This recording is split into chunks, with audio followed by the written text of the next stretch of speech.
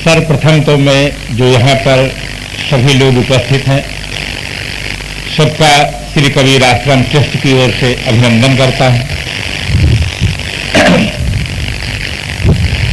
संत सम्राट श्री कबीर साहब जिस समय पर इस धराधाम में आए उस समय की जो परिस्थितियां थी, जो राजनैतिक स्थिति थी और जो परिस्थितियां उपस्थित थी उनको उन्होंने अच्छी तरह से अध्ययन किया, चिंतन किया। तत्पश्चात उन्होंने समाज को एक दिशा दी। एक समाज अहम भावना से प्रभावित था, दूसरा समाज हीन भावना से प्रभावित था।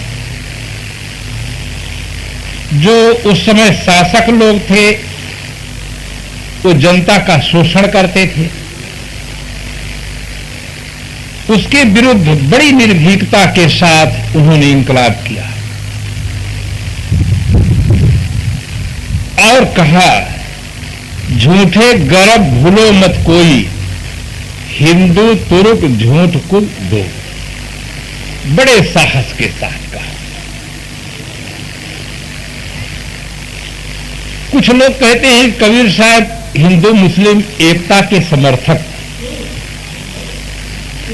हिंदू मुस्लिम एकता के समर्थक श्री कबीर साहब नहीं थे, मानव एकता के समर्थक। संपूर्ण विश्व में मानव के रूप में जन्म लेता है। जन्म लेने के पश्चात जिस परंपरा में व्यक्ति जन्म लेता है उस परंपरा के अनुसार उसके मन में संस्कार दिए जाते हैं और वह बालक वही मानने लगता है। एक कवि ने बहुत अच्छे ढंग से कहा, मैं हिंदू के घर में जन्मा हिंदू कहलाया, मैं मुस्लिम के घर में जन्मा मुस्लिम कहलाया, मैं ईसाई के घर में जन्मा ईसाई कहलाया। अफसोस कि मैं मानव के गर्भ से जन्मा मानव न कह, मानव के गर्भ से जन्मा पर मानव न कह। इस प्रकार से संत सम्राट श्री कबीर साहब की जो पहली दृष्टि है वो मानव एकता की दृष्टि है, मानव केवल मानव। आज इस विचारधारा की बहुत बड़ी आवश्यकता है। बिहार की राजधानी पटना में अखिल भारतीय कबीर पंथ महासम्मेलन हुआ था। उस समय वहां के मुख्यमंत्री बिंदेश्वरी दुबे जी थे, वे आए थे, स्वास्थ्य मंत्री आए थे। बिंदेश्वरी दुबे जी ने बड़े गदगद भाव से कहा कि आज सदगुरु कबीर साहब के विचारों की बहुत बड़ी आवश्यकता है। देश सदगुरु कबीर साहब के विचारों को जन जन तक पहुंचा दिया जाए तो हमारी देश की दो समस्याओं का समाधान हो सकता है। एक जातिवाद की समस्या और दूसरी संप्रदायवाद की समस्या। ये जातिवाद और संप्रदायवाद मानव के बीच में दीवार बन करके खड़ा। आज एक आदमी दूसरे आदमी से इसलिए नहीं मिलता है कि हमारी जाति वाला नहीं, एक आदमी दूसरे आदमी से इसलिए नहीं मिलता है कि हमारे संप्रदाय वाला नहीं। आज विज्ञान ने प्रयास किया कि देश काल की दूरी को कम कर दिया। आज कोई आदमी भारत से अमेरिका जाना चाहता है, रूस जाना चाहता है तो कुछ ही घंटों में पहुंच जाता है। विज्ञान ने देश काल की दूरी को जरूर कम कर दिया, किंतु आदमी के बीच की दूरी आज बढ़ती चली जा रही, वो कम नहीं। विज्ञान ने बाहर के अंधेरा को जरूर मिटा दिया। अगर आपके मकान में अंधेरा है तो उसे विज्ञान मिटा दिया है, किंतु आपके जीवन में अंधेरा है तो उसे विज्ञान नहीं मिटा। आज आदमी के दिमाग में इतना ज्यादा अंधेरा है कि आज आदमी अंधकार में भटक रहा, अज्ञान में भटक रहा। चिराग कवि गोरखपुरी ने लिखा, हजारों खिद्र पैदा कर चुकी है नस्ल आदम की, ये सब तस्लीम, लेकिन आदमी अब तक भटकता है। आदमी की नस्ल ने हजारों पथ प्रदर्शक गुरुजनों को पैदा की है, ये सब स्वीकार है, किंतु आज भी आदमी अज्ञान में भटक रहा है, अंधविश्वास में भटक रहा है, सामाजिक कुरीतियों में भटक रहा है, सांसारिक वासनाओं में भटक रहा है, दुर्व्यसन में भटक रहा है। जहां देखो आज के इस वैज्ञानिक युग में भी आदमी आज भटक रहा है, अंधविश्वास का शिकार। इसलिए आज धर्म की महती आवश्यकता है। सदगुरु कबीर साहब के विचारों की आज बहुत ज्यादा प्रासंगिकता है, क्योंकि आज भी वो विचार चाहिए। आज मंदिर को लेकर, मस्जिद को लेकर के आज भी झगड़े हैं। मंदिर का बनाने वाला आदमी है, मस्जिद का बनाने वाला आदमी है, गिरजाघर का बनाने वाला आदमी है, गुरुद्वारा का बनाने वाला आदमी है। अगर आदमी ना हो तो दुनिया में मंदिर, मस्जिद, गिरजाघर, गुरुद्वारा नहीं बन सकता है। जितनी मूर्तियां हैं, चाहे हनुमान जी की हो, चाहे राम जी की हो, चाहे कृष्ण जी की हो, चाहे शिव जी की हो, इन मूर्तियों को बनाने वाला कौन है? इन मूर्तियों को बनाने वाला आदमी है, और इन मूर्तियों में प्राण प्रतिष्ठा करने वाला आदमी है, और इन मूर्तियों के सामने तुम्हें माता पिता कहकर श्रद्धा सुमन समर्पित करने वाला भी आदमी ही है। अगर आदमी नाराज हो जाए तो इनको तोड़कर फेंक देने वाला भी आदमी ही है। इसलिए मानव तू सबसे महान। श्री कबीर साहब मानव की गरिमा को स्थापित करते हैं कि मानव तू अपने आप को समझ। आज का आदमी बहुत कुछ जाना है, बहुत कुछ पाया है, बहुत कुछ सीखा है, किंतु अपने आप को नहीं जाना है। ये बहुत बड़ा दुर्भाग्य। जो चाहिए देखना न देखा हमने, हर सैक किया है गौर किया हमने। औरों को समझना तो मुश्किल है, खुद क्या है इसी को कुछ न समझा हमने। खुद को हम नहीं समझते हैं और खुदा की बात करते हैं। खुद को हम जानते नहीं कि हम खुद क्या सीखें। सभी पर संदेह हो सकता है, ईश्वर है कि नहीं इस पर संदेह हो सकता है। कुछ विचारक कह सकते हैं कि ईश्वर है, और कुछ विचारक कह सकते हैं कि ईश्वर नहीं। विश्व विभिन्न विचारों का केंद्र है। पाश्चात्य मनोवैज्ञानिक टेंसले ने लिखा है कि यह बात उतनी सही नहीं है कि ईश्वर ने मनुष्य को बनाया है, जितनी यह बात सही है कि मनुष्य ने ईश्वर को बनाया है। तो ईश्वर के संबंध में दो विचारधारा हो सकती है, जैन विचारधारा, बौद्ध विचारधारा, कबीर साहब की विचारधारा, कपिल जी की विचारधारा ईश्वर के सत्ता को अस्वीकार करती है। ईश्वर है या नहीं इस पर संदेह हो सकता है, स्वर्ग है या नहीं इस पर संदेह हो सकता है, नरक है या नहीं इस पर संदेह हो सकता है।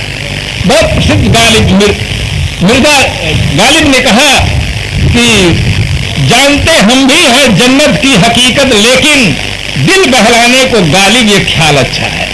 स्वर्ग की हकीकत को हम जानते हैं कि कहीं स्वर्ग है नहीं, किंतु स्वर्ग की जब कल्पना करते हैं तो दिल बहल जाता है, दिल मस्त हो जाता है कि स्वर्ग में जाएंगे, हूरों मिलेंगे, गुलमें मिलेंगे, ये मिलेगा, वो मिलेगा, तो केवल दिल बहल जाता है। जानते हैं कि हकीकत में कुछ है नहीं। इस प्रकार से स्वर्ग है कि नहीं संदेह हो सकता है, नरक है कि नहीं संदेह हो सकता है, किंतु मैं हूं या नहीं इस पर कभी भी संदेह नहीं हो सकता। निसंदेह जो तत्व है वो आत्म तत्व है, स्वसत्ता है। इसीलिए डेकार्ट ने लिखा I think therefore I am, मैं सोचता हूं इसलिए मैं हूं। मैं सत्ता निर्विवाद सत्ता है, सब पर संदेह हो सकता है, किंतु सब पर संदेह करने वाली जो स्वयं सत्ता है, आत्म सत्ता है, उस पर कभी भी कुछ संदेह नहीं। हम आप सब गणित पढ़े हैं। गणित में एक अंक पहले हम रख देते हैं, उसके दाहिने तरफ जब जीरो रख देते हैं तो उसका मूल्य 10 गुना बढ़ जाता है। दाहिने तरफ जितने जीरो बढ़ाते जाते हैं उसका महत्व 10 गुना बढ़ता चला जाता है। अगर एक को हम हटा दें और फिर सैकड़ों जीरो रख दें, अपने आप में कोई मूल्य होगा? हर छात्र गणित का जानता है कि उन जीरो का अपने आप में कोई मूल्य नहीं है। मूल्य है तो एक के नाते मूल्य। एक हम पहले रख देते हैं, फिर जीरो रखते चले जाते हैं दाहिने तरफ, तो उसका मूल्य 10 गुना बढ़ता जाता है। एक हमारे और आपके शरीर में एक ऐसी सत्ता है जिसके नाते शरीर का महत्व है, धन का महत्व है, धन का महत्व है, सब चीजों का महत्व है। तो केवल एक के नाते अगर एक को हटा दें, चेतना को हटा दें, 0 पॉइंट में शरीर आ जाएगा। इसका कोई महत्व है? कुछ महत्व नहीं है। कहते हैं कितने मुफलिस हो गए, कितने तवंगर हो गए, हाथ में जब मिल गए दोनों बराबर हो गए। उस समय सब बराबर हो जाते हैं। अगर एक सत्ता शरीर के अंदर से निकल जाए, चेतना सत्ता, शरीर 0 पॉइंट में है, संपदा पद सब 0 पॉइंट है, राष्ट्रपति हो, प्रधानमंत्री हो, अगर शरीर के अंदर से चेतना निकल जाती है तो उन्हें कहां पहुंचाते हैं? शमशान। जहां पर जाने पर सबकी शान सम हो जाए, बराबर हो जाए, उसे कहते हैं शमशान। वहां पहुंचा देती है अगर एक सत्ता न रह जाती है। इसलिए उस एकम सद विप्रा बहुधा वदन्ति, मनुष्यों ने कहा कि जो एक सत्ता है उसको मनुष्यों ने अनेक ढंग से कहा। उसी सत्ता का नाम सदगुरु कबीर साहब एक महान समन्वयकारी महापुरुष थे, उन्होंने कहा राम खुदाए सप्त शिव एक है, तो धोखा नहीं हो रहा। उन्होंने समन्वय किया। इस शरीर में विद्यमान जो चेतन सत्ता है, आत्म सत्ता है, भक्त लोग उसे भगवान कहते हैं और ज्ञानी उसी को आत्मा है। भक्त की भाषा अपनी भाषा है, ज्ञानी की भाषा अपनी भाषा है। एक पदार्थ के बोध के लिए अनेक भाषा के अनेक शब्दों का प्रयोग करना पड़ता है। कोई जवन कहता है, कोई वाटर कहता है, कोई आग कहता है, कोई नीर कहता है, कोई तोड़ कहता है, कोई अम्ब कहता है। इस प्रकार से विभिन्न नाम है उसके, एक सत्ता के नाम है। इसी प्रकार से सबके शरीरों में जो एक सत्ता है, चेतन सत्ता है, ये उसके ही सारे नाम हैं। गीताकार ने भी समन्वय किया कि उपद्रष्टानुमंता चा भर्ता भोक्ता महेश्वरः परमात्मेति चापयुक्तो देहे अस्मिन् पुरुषापरः। इस देह में रहने वाला जो पुरुष है दृष्टानुमंता, भर्ता भोक्ता परमात्मा महान ईश्वर है। इसलिए आज सदगुरु कबीर साहब के विचारों की बहुत बड़ी आवश्यकता है। उन्होंने कहा समझे की गति एक है, जिन समझा सब ठोर, कहीं कबीर ये बीच के बल कहीं और की और। जितने संप्रदाय में समझदार लोग हैं उन सब की दशा एक समान होती है। जो बीच के लोग होते हैं, अधूरे लोग होते हैं, वे अन्यथा वर्णन करते हैं, समाज में भ्रम फैलाते हैं, अशांति फैलाते हैं और वे समझदार नहीं। धर्म में विवाद ही नहीं है। धर्म तो हर आदमी के लिए जीवन में अत्यंत आवश्यक तत्व है, जिसे धारण करने से आदमी का जीवन सफल होता है। बीच के लोग बकवास करते, वो समझदार नहीं है। किस प्रकार समझदार नहीं है? जैसे एक पिता था, उसके 2 पुत्र थे। दोनों पुत्र प्राथमिक शाला में पढ़ते थे। एक कक्षा 5 का विद्यार्थी था, एक कक्षा 3 का विद्यार्थी। प्रातः काल का समय दोनों गणित लगा रहे थे। एक ने कहा कि हमारे गुरुजी ने पढ़ाया है कि 6 धन 4 बराबर 10 होता है। तुरंत बड़े भाई ने कहा तुम बेवकूफ, तुम्हारे गुरु बेवकूफ। हमारे गुरु प्रधानाचार्य हैं, उन्होंने पढ़ाया है कि 8 धन 2 बराबर 10 होता है। उन्होंने कहा तुम अपने गुरु की बात मानो, हम अपने गुरु की बात मानो। उन्होंने कहा तुम्हारे पास कोई अकल है कि नहीं? अरे सहायक अध्यापक बड़ा होता है कि प्रधानाचार्य बड़ा होता है? प्रधानाचार्य पढ़ाए हैं 8 धन 2 बराबर 10 होता है, उनकी बात को मानो, अपने गुरुजी की बात को छोड़ो। दोनों बच्चे बहस में उतर गए थे। अंदर से पिता सुन रहा था। पिता बाहर आया और कहा बच्चों क्यों बहस कर रहे हो? छोटा बच्चा दुखी था। उसने कहा देखो पिताश्री, बड़े भाई साहब को हमें और हमारे गुरुजी को बेवकूफ बताते हैं, जबकि हमारे गुरुजी भी उसी विद्यालय के अध्यापक हैं। उन्होंने कहा कि 6 धन 4 बराबर 10 होता है। तुरंत बड़े भाई ने कहा पिताश्री, इनके पास इतनी भी अकल नहीं है कि प्रधानाचार्य बड़े होते हैं, प्रधानाचार्य की बात मानना चाहिए। प्रधानाचार्य जी ने कहा है कि 8 धन 2 बराबर 10। पिता दोनों की बात सुनता है, मुस्कुराता है। मुस्कुराते हुए कहता है बेटा, न तुम बेवकूफ न तुम्हारे गुरु बेवकूफ, बेवकूफ तो मैं हूं जो 2 बेवकूफों को पैदा किया। अगर मैं बेवकूफ नहीं होता तो तुम 2 बेवकूफों का जन्म ही नहीं होता। 6 धन 4 बराबर 10 और 8 धन 2 बराबर 10, झगड़ा किस बात का? केवल शब्द को लेकर झगड़ते हो। अरे 10 तो हो गया, झगड़ा किस बात का है? इसी प्रकार से आज सांप्रदायिक जगत में हो रहा है। कोई राम कह रहा है, कोई अल्लाह कह रहा है, कोई खुदा कह रहा है, कोई गाड कह रहा है। कोई पूछने वाला नहीं कि राम कौन है, खुदा कौन है, गाड कौन है।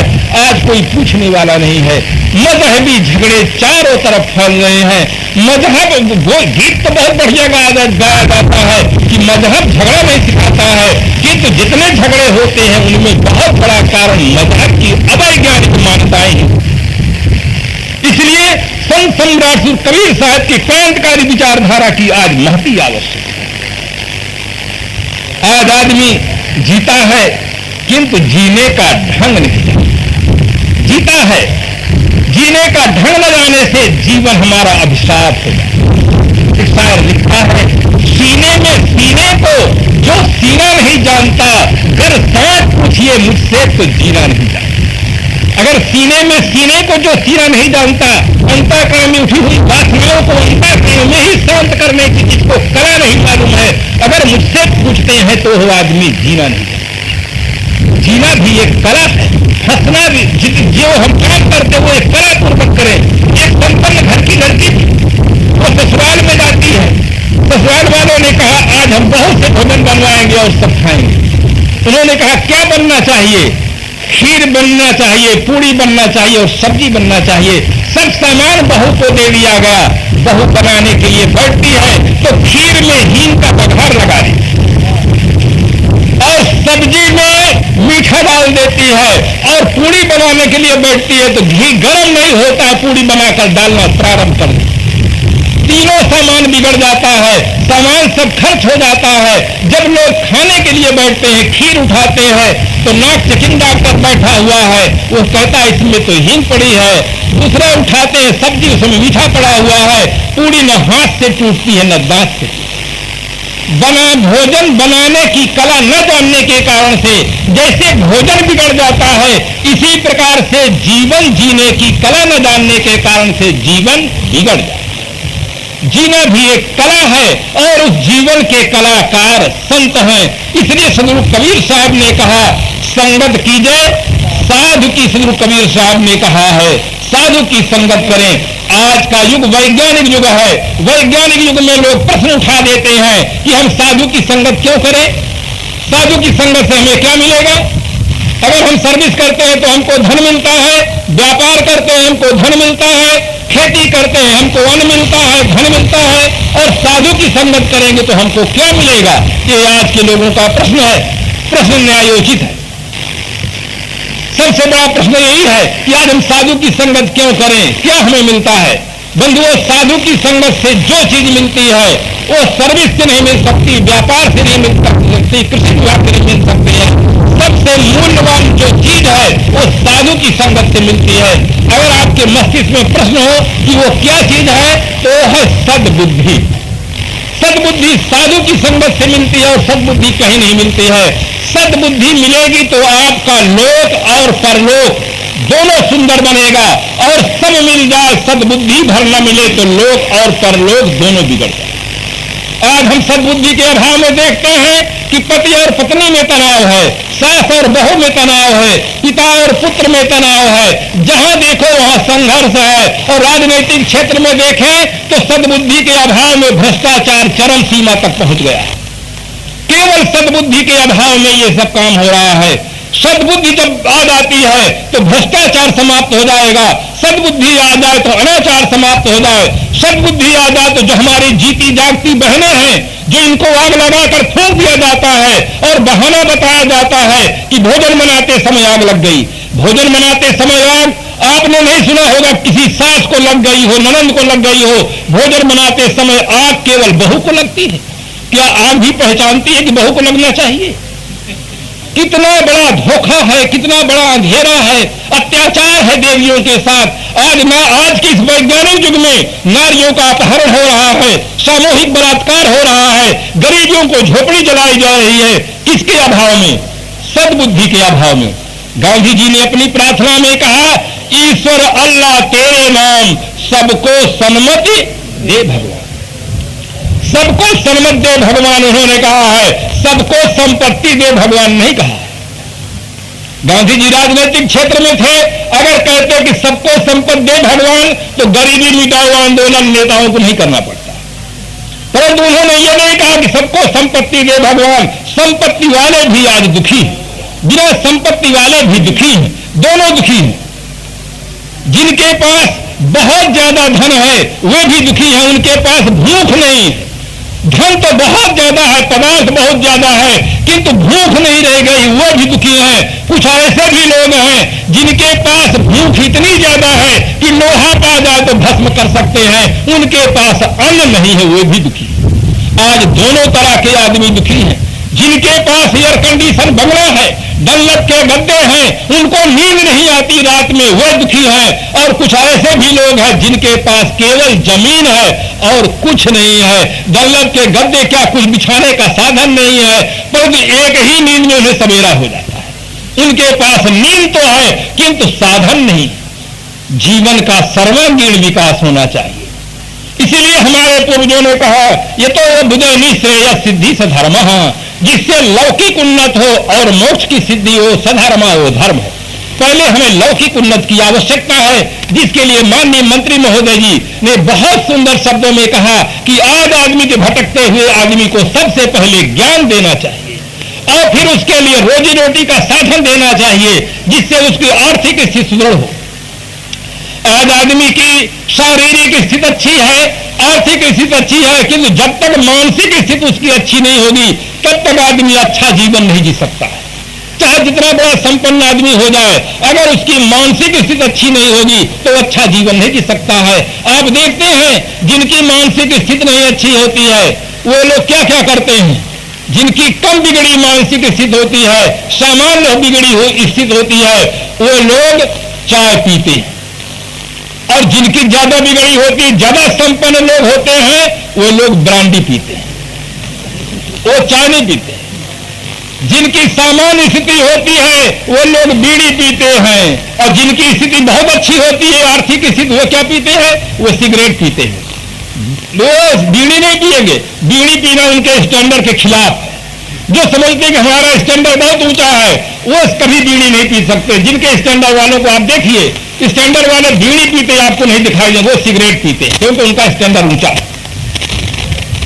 स्टैंडर्ड केवल ऊंचा है और खुद नीचे चले जा रहे हैं। स्टैंडर्ड ऑफ लाइफ, हमारा जीवन स्तर ऊंचा हो, इसके लिए हम बहुत बड़ा प्रयास करते हैं, किंतु स्टैंडर्ड ऑफ लिविंग, हमारे जीने का तरीका ऊंचा हो, इसकी तरफ हमारा कोई ध्यान नहीं जाता है। जब तक हमारे जीने का तरीका ऊंचा न होगा, हम कभी भी ऊंचे नहीं हो सकते हैं। जीने का तरीका सीखने के लिए संत सम्राट श्री कबीर साहब ने कहा, मरते मरते जगमुआ मुए न जाना कोई, ऐसा हो के ना मुआ जो बहुर न मरना हो। एक ही साखी में जीने की कला, मरने की कला श्री कबीर साहब ने दिया हमें। गागर में सागर भर दिया है एक साखी में कि जीना किस प्रकार से जियो, मरना किस प्रकार से मरो। जीना ऐसा जीना हो, जी न कोई तड़फाए तू, मरना ऐसा मरना हो, मरकर फिर न आए तू। ये है जीने की कला, ये है मरने की कला। तो आज हमें श्री कबीर साहब के विचारों की बहुत पता नहीं, वो सुनते हैं कि नहीं सुनते हैं।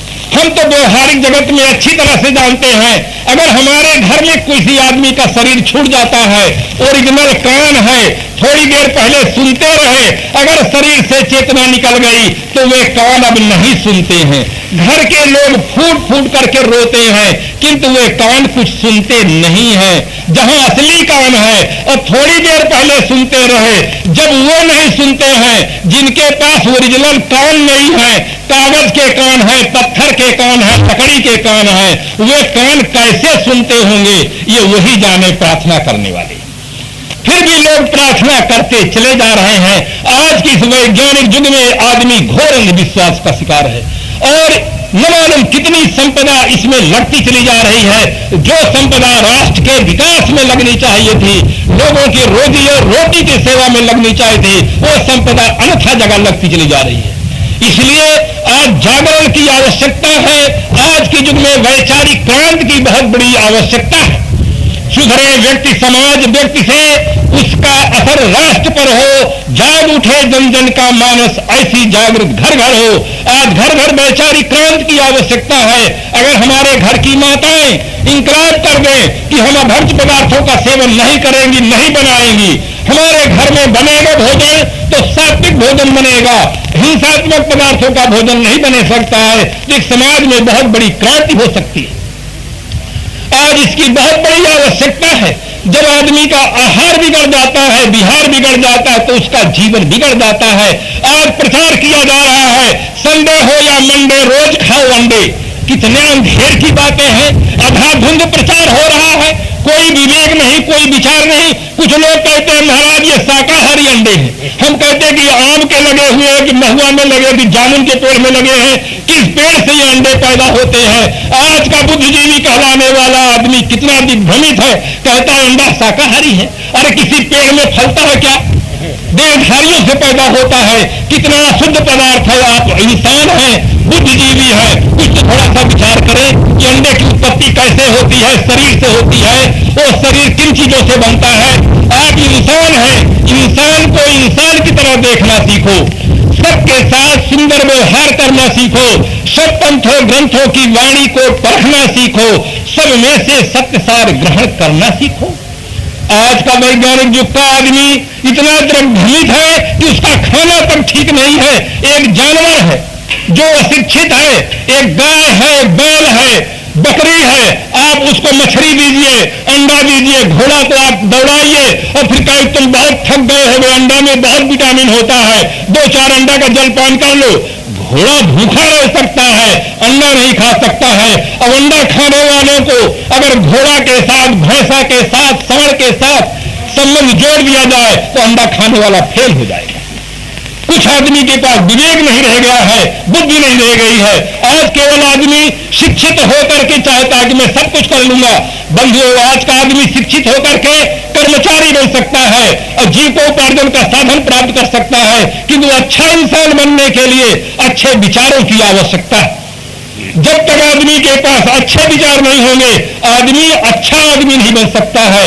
और अच्छे आदमी की आज सब जगह जरूरत है, चाहे कर्मचारी जगत हो, चाहे व्यापारी जगत हो, चाहे राजनीतिक क्षेत्र हो, चाहे साधु डिपार्टमेंट हो, सब जगह पर अच्छे विचारों की बहुत बड़ी आवश्यकता है। अच्छे आदमी की आवश्यकता है। अच्छे आदमी जहां जाएंगे वहां काम करेंगे। अभी माननीय मंत्री महोदय आए, आते ही विलंब नहीं हुआ और वह रास्ते में ही समाचार बता दिए कि यहां पर पानी की नलों की कमी है। हमारा पूरा गांव करखड़ी इतना बड़ा गांव है, इस हैंडपैप में लाइन लगाकर वहां से यहां लाइन लगाते हैं बर्तनों की, और बर्तन के लाइन 11-12 बजे रात तक लाइन रहती है। अब पानी लोग भरते हैं सुबह से शाम। एक हैंडपैप ऐसा है कि जो पूरे गांव को पानी देता है। जेपी पटेल सरपंच महोदय निवेदन किए, मैं 6 आदमी को मैं विशेषता बता रहा हूं। मंत्री महोदय पहुंचे और सुने, तुरंत उन्होंने स्वागत किया और कहा अपने अधिकारियों को कि लिख लीजिए यहाँ 3 हैंडपैप की होने की बहुत बड़ी आवश्यकता है। हमारा जो पिछड़ा वर्ग है, जिसकी आर्थिक स्थिति अच्छी नहीं है, अपना नहीं लगवा सकते हैं, वहां हमारी सेवा करना तुरंत है। अच्छे आदमी जहां रहेंगे वही समाज की सेवा करेंगे। इसलिए आज घर घर अच्छे आदमी की आवश्यकता है। अच्छे आदमी के लिए श्री कबीर साहब ने कहा कि संगत कीजिए साथ। जीवन में हमारे 3 चीजों का प्रभाव पड़ता है। संग का प्रभाव पड़ता है, साहित्य का प्रभाव पड़ता है और वातावरण का प्रभाव पड़ता है। लोकोक्ति है, जैसा करे संग वैसा चढ़े रंग, जैसे पिए पानी वैसे बोले वाणी। संग का प्रभाव पड़ जाता है। आप पानी है, पानी को गुलाब जल का संग करा दीजिए, देखिए पानी से सुगंध होने लग जाती है। अब पानी को शराब का संग करा दीजिए, पानी से दुर्गंध होने लग जाती है। दूध को खाड़ का संग करा दीजिए, दूध मीठा हो जाता है, और दूध को नमक का संग करा दे, मीठू का संग करा दे, तुरंत खारा हो जाएगा। संग का बहुत बड़ा प्रभाव पड़ता है। बहुत सुंदर लड्डू बने हैं और यहाँ पर तमाम चीजें बनी हैं, देखने में बढ़िया है, पर बढ़िया कब तक रहेगी आप जानते हैं? जब तक वो चीजें बन करके बाहर रखी हैं तब तक बहुत बढ़िया है। वो चीजें जैसे शरीर के अंदर में चली जाएंगी, शरीर का सर पड़ जाएगा तो इस रूप में बदल जाएंगे कि आप छुएंगे तो फिर साबुन से लगाएंगे, मट्टी लगाएंगे। संग का प्रभाव कितना बड़ा पड़ता होना चाहिए। मुर्गी चाहे जितने बच्चे दे, मछली चाहे जितने बच्चे दे, सुअर कुत्ते चाहे जितने बच्चे दे, उनके लिए खुली छूट है, योजना है कि इनके बच्चे हो, किंतु आदमी के लिए बर्थ कंट्रोल है। कितना बड़ा दुर्भाग्य है कि आज आदमी जीने की कला न जानने के कारण से दुनिया में सबसे ज्यादा अपमान हुआ है तो केवल आदमी का। आज के युग में सोने का मूल्य बढ़ा है, चांदी का मूल्य बढ़ा है, गेहूं का मूल्य बढ़ा है, सब चीजों का मूल्य बढ़ा है। अगर मूल्य घट गया है तो केवल आदमी का घट गया है। सरकार को लाचार होकर के कदम उठाना पड़ा कि अगला बच्चा अभी नहीं और 2 के बाद कभी नहीं, ऐसा लाचार होकर कदम उठाना पड़ा है। आज आदमी संतों की संगत से दूर होने का दुष्परिणाम भोग रहा है। आज हमारा समाज जो भ्रष्टाचार में रत है, अनैतिकता में रत है, नारियों की सादापहरण हो रहा है, ये जो हमारे जीवन में विकृतियां हैं, किसके कारण से हैं? अगर हम संतों की संगत करते, शुद्ध ग्रंथों का अध्ययन करते और उन वाणियों के अनुसार अपने जीवन को बनाते तो आज हमारा राष्ट्र कुछ और होता, आज हमारा जीवन कुछ और होता। इसीलिए श्री कबीर साहब ने संपूर्ण मानव समाज के लिए एक आधार बताया कि संगत कीजिए साथ, हम संतों की संगत करें, जिनकी संगत करने से हमें अपने आप का बोध होगा, जीवन में हमें गौरव होगा। आप अंते संभालो आपे, तीनों लोग हाँकते कांपे। आज आदमी न अपने आप को जानता है, न अपने गौरव को जानता है। आज का आदमी हाथी को अपने बस में कर लिया है। कैसी बढ़िया घटना घट गई है। इतना विशालकाय हाथी अगर आदमी के ऊपर पैर रख दे तो आदमी की से कहकर रह सकता है, किंतु आदमी के पास जो बौद्धिक शक्ति है, उस शक्ति के आधार पर आदमी हाथी को उठ कहो तो उठना पड़ता है, बैठ कहो तो बैठना पड़ता है। आज आदमी अपने बौद्धिक क्षमता के आधार पर हाथी को बस में कर लिया है। सर्कस में देखते हैं तो शेर को अपनी बस में कर लिया है। जहां देखो वहां आदमी का चमत्कार दिखाई देता है। धरती के नीचे अगर 1000 फीट के अंदर पानी रहता है, आदमी ऊपर से एक बटन दबा देता है केवल, तो 1000 फीट के नीचे से पानी ऊपर आने के लिए लाचार है। आज आदमी कितनी शक्ति प्राप्त कर लिया है, किंतु आज आदमी संतों की संगत से दूर रहने के कारण से अपने मन को अपने बस में नहीं कर पाया है। हाथी को अपने बस में कर लिया, शेर को अपने बस में कर लिया, अपने मन को बस में नहीं किया। मन को बस में कर लेता तो माइंड कंट्रोल के अभाव में ही बर्थ कंट्रोल की समस्या पैदा हुई। अगर आदमी माइंड कंट्रोल कर लेता तो बर्थ कंट्रोल की समस्या का अपने आप समाधान हो जाता। हमारे देश के डॉक्टरों का यह दुर्भाग्य नहीं होता कि नसबंदी करे, ऑपरेशन करे, लूप लगवाए, ये दुर्भाग्य हमारे देश का नहीं होता। अगर आदमी संतों की संगत करके माइंड कंट्रोल करने में सक्षम हो जाता तो। इसलिए श्री कबीर साहब ने कहा, अगर अपने गौरवपूर्ण जीवन को जीना चाहते हैं तो संगत कीजिए साधु की। हम साधु की संगत करें। साधु की संगत के लिए महाराज गोस्वामी जी भी कहते हैं और संतों के लक्षण भी बताते हैं कि विरत विवेक विनय विज्ञाना, बोध यथारथ वेद पुराना, दम्भ मान मद करहि न काऊ, भूल न दे कुमारक। इसलिए किसी आदमी को साहसहीन नहीं होना चाहिए कि हम अपना जीवन अच्छा नहीं बना सकते हैं। कितने वृद्ध व्यक्ति कहते हैं, महाराज अब तो काले बाल सफेद हो गए हैं, आंख की रोशनी कम हो गई है, अब महाराज जैसे हम जीते हैं हमको जीने दो। बंधुओं, ऐसा मत कहो, ऐसा मत सोचो। जब तक आप इस शरीर में हैं, अपने आप मन को बदल सकते हैं, अपनी विचारधारा को बदल सकते हैं। एक दिन जियो किंतु अच्छा जीवन जियो। सैकड़ों साल आप जीते हैं, खराब जीवन जीते उसका कोई महत्व नहीं है। दिन गुजरते ही चले जाते हैं, लोग मरते ही चले जाते हैं, जानते हैं कि ये गफलत के हैं काम, फिर भी करते ही चले जाते हैं। गफलत का काम जानते हैं फिर भी करते ही चले जाते हैं। क्यों? हमारे पास मनोबल नहीं, हमारे पास वो क्षमता नहीं है, वो शक्ति नहीं है जिस शक्ति को प्राप्त करके हम अपने मन पर कंट्रोल करें, अपनी आदतों पर कंट्रोल करें। जैसे हम आदत को बनाने में समर्थ हैं, इसी प्रकार से हम आदत को मिटाने में भी समर्थ हैं। अपनी सत्ता का हमें बोध होना चाहिए। हर व्यक्तियों को यह कर्तव्य हो जाता है कि हम नारी जात का सम्मान करें। आज विद्वत जगत में यह बहुत बड़ा भ्रम फैला दिया है कि श्री कबीर साहब ने नारियों का अपमान किया है। कनक कामनी देख के तुम अद्भुत सुरंग कहा है। उन मनुष्यों को पुनः विचार करना चाहिए। अगर नारी जात का सम्मान करने वाला कोई समाज है तो है पवित्र जीवन जीने वाला साध समाज, भक्त समाज, जिनकी दृष्टि निर्मल है, पवित्र है। हमारे पूर्वजों ने लिखा, यत्र नार्यस्तु पूजन्ते रमन्ते तत्र देवताः। जहां नारियों की पूजा होती है वहां देवता निवास करते। किसने कहा? संतों ने कहा, मनीषियों ने कहा है। इसलिए हर व्यक्ति का जन्म किसी न किसी मां के द्वारा होता है। इसलिए हर व्यक्ति का कर्तव्य है कि मां का आदर करना सीखे। हमारे हमारे पूर्वजों ने हमें प्रेरणा दी, मातृदेवो भव, पितृदेवो भव, आचार्य देवो भव, अतिथि देवो भव। सबसे पहले उन्होंने मां को याद किया है। मां का बहुत बड़ा उपकार होता है। मां जितनी श्रद्धा से, जितनी भाव से बच्चे का लालन पोषण करके पढ़ा लिखा कर योग्य बना देती है, उतनी श्रद्धा और भाव से बच्चे बहुत कम होंगे जो सेवा करते हैं। ऐसा है, किंतु बहुत कम लोग हैं।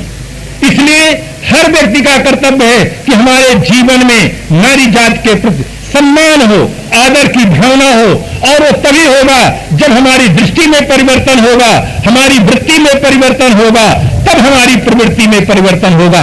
जब तक हमारी वृत्ति में परिवर्तन नहीं होगा, दृष्टि में परिवर्तन नहीं होगा, तब तक हमारी प्रवृत्ति में परिवर्तन नहीं हो सकता है।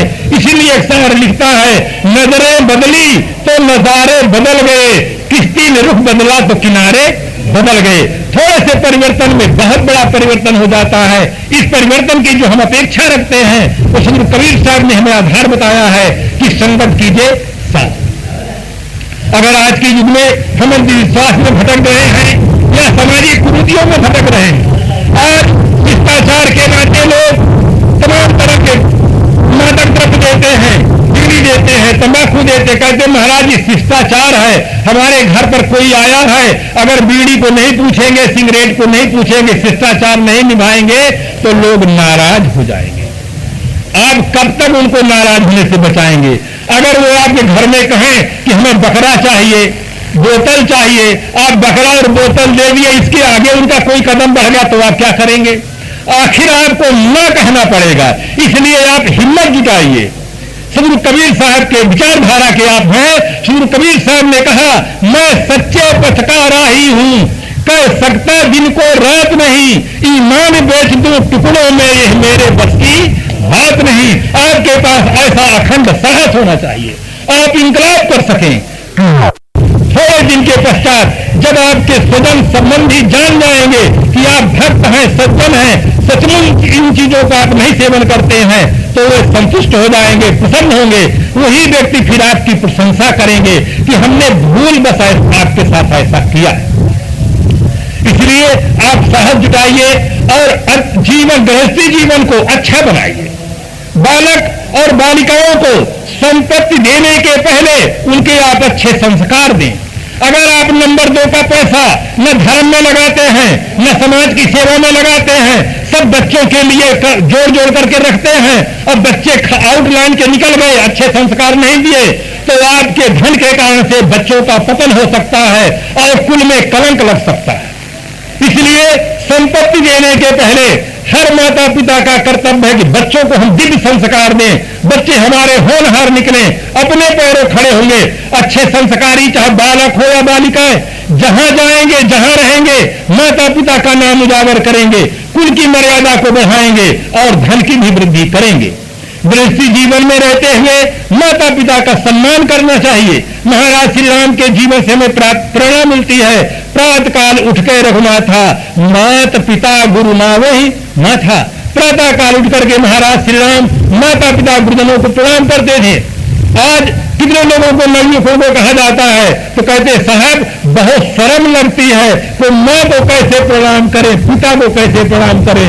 जिस माँ ने जन्म दिया है, दूध पिलाया है, चलना सिखाया है, भाषा सिखाया है, जिस माँ ने शरीर में तेल लगाया है, फीस दिया है, पढ़ाया है, उस माँ को प्रणाम करने में शर्म लगती है।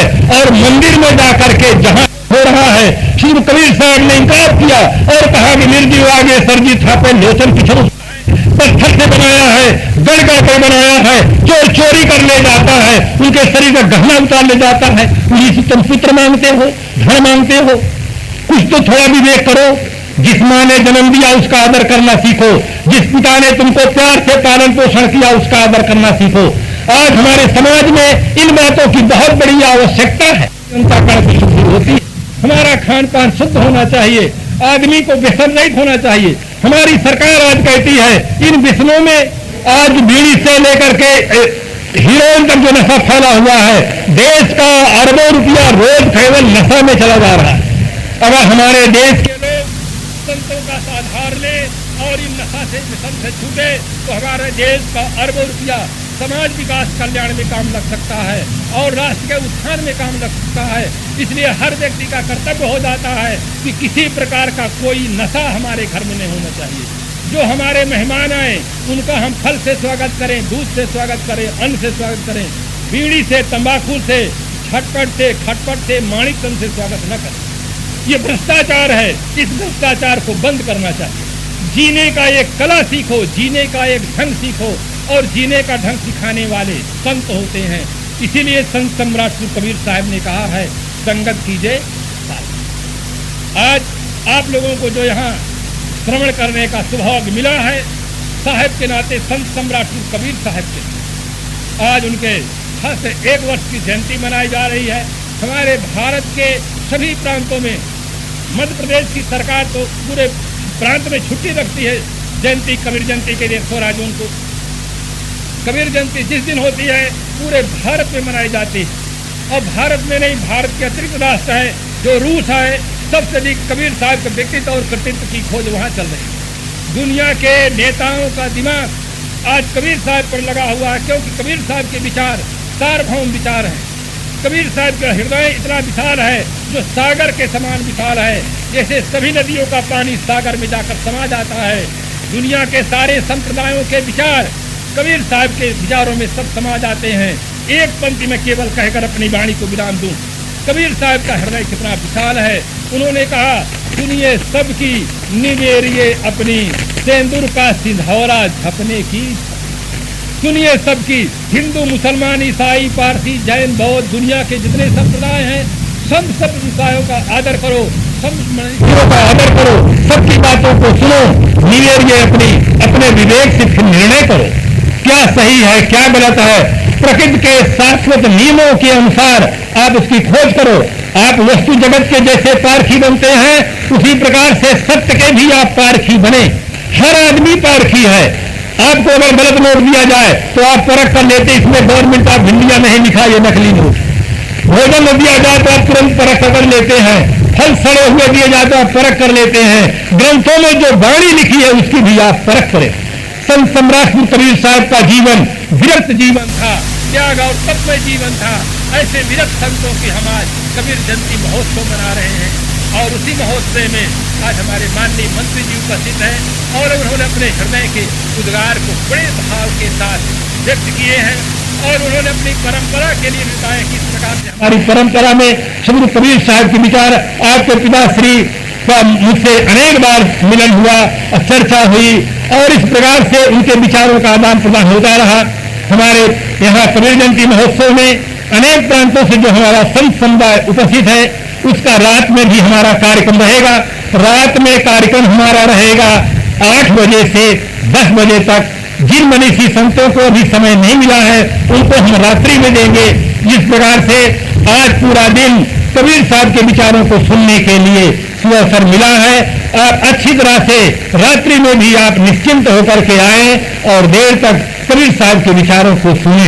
तो इस प्रकार से आज के युग में कबीर साहब के विचारों की आवश्यकता नर और नारी सबको है, जिससे हमें अच्छा जीवन जीने की प्रेरणा मिले, हम एक राष्ट्र के लिए अच्छे नागरिक बन सकें, अच्छा जीवन जिए। इसी के लिए श्री कबीर साहब ने आधार दिया, संगत कीजिए साध की। मैं घड़ी का मर्यादा का पालन करता हूं। एकदम कहा गया है, घड़ी देखते हर घड़ी, घड़ी न जाना कोई, घड़ी देख को कह सका कौन घड़ी क्या। कौन घड़ी क्या हो घड़ी की चाल बिरानी, दुनिया ने सब जान लिया पर घड़ी न जाने। कहे मरवैया जैन, घड़ी एक व्यर्थ न जाए, कौन घड़ी में घड़ी पता कैसी आ जाए।